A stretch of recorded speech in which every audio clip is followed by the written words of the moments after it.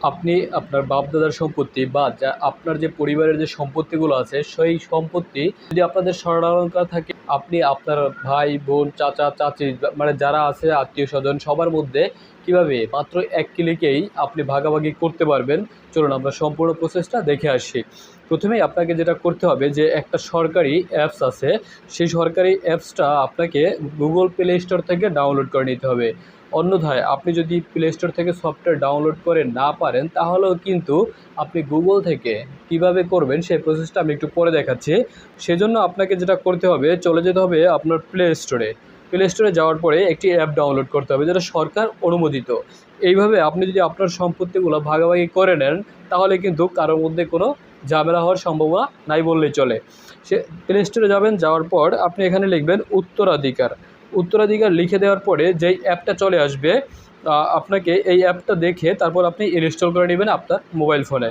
Install করা হয়ে গেলে আপনি ওপেন করে নিলেন। আর গুগল থেকে কীভাবে করবেন সেই প্রসেসটা আমি একটু পরে দেখাচ্ছি আপনাদেরকে।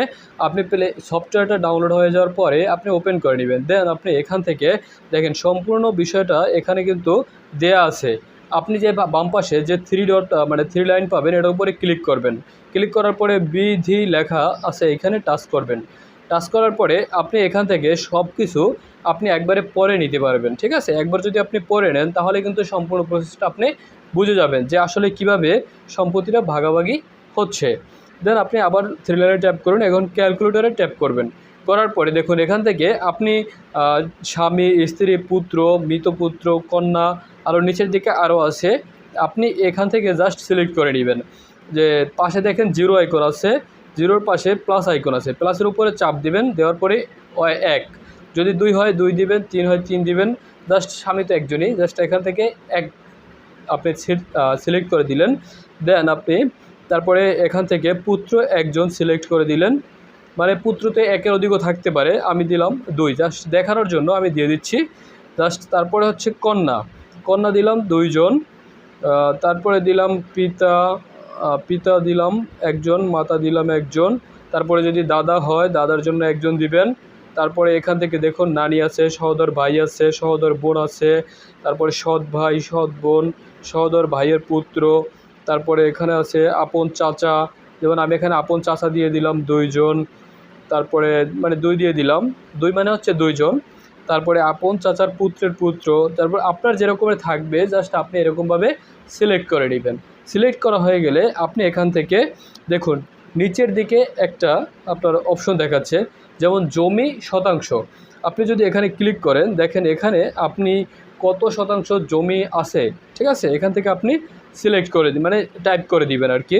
ধরেন আপনি 100% জমি আছে, আপনি 100 দিয়ে দিলেন 100%। তারপরে মুদ্রা মানে টাকা, কত লাখ বা কত কোটি টাকা আছে। জাস্ট আমি দেখানোর জন্য আপনাদেরকে এখানে অল্প কিছু টাকা দিয়ে দেখাচ্ছি। যেমন আমি 2 লাখ দিয়ে দিলাম, 2 লাখ দিয়ে দিলাম। তারপরে আছে স্বর্ণ বড়ি, ঠিক আছে? স্বর্ণ বড়ি, এখানে আপনি কত বড়ি স্বর্ণ আছে সেই স্বর্ণগুলো আপনি কিভাবে ভাগ করে সবার মাঝে দিবেন। তা স্বর্ণের বড়ি দিয়ে তারপর এখানে আপনি ধরেন 10 বড়ি স্বর্ণ আছে, দিয়ে দিলাম। এখন শুধু একটা ক্লিক বাকি, যে একটা ক্লিক করলেই আপনি এখান থেকে ফলাফলটা আপনি দেখতে পারবেন, ঠিক আছে? দেখেন এখন এখানে নিচের দিকে লেখা আছে ফলাফল, এটার উপর ট্যাপ করলেই আপনি ফলাফলটা দেখতে পারবেন। আর আপনি যদি বাংলায় না চান, মানে এটা কিন্তু বাংলায় একবারে লেখা আছে, যদি চান আপনি ইংলিশে করতে, সেটাও কিন্তু আপনি করতে পারবেন, ঠিক আছে?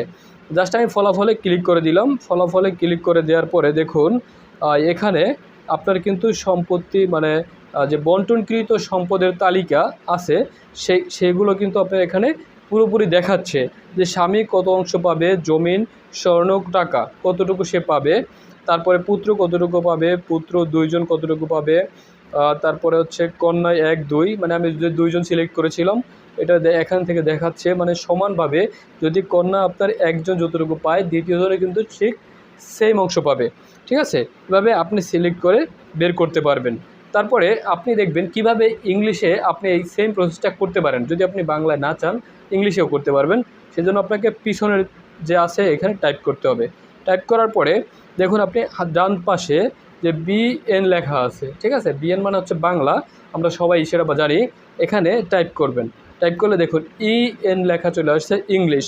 দেখেন আপনি এটা কিন্তু ইংলিশে সব চলে আসছে।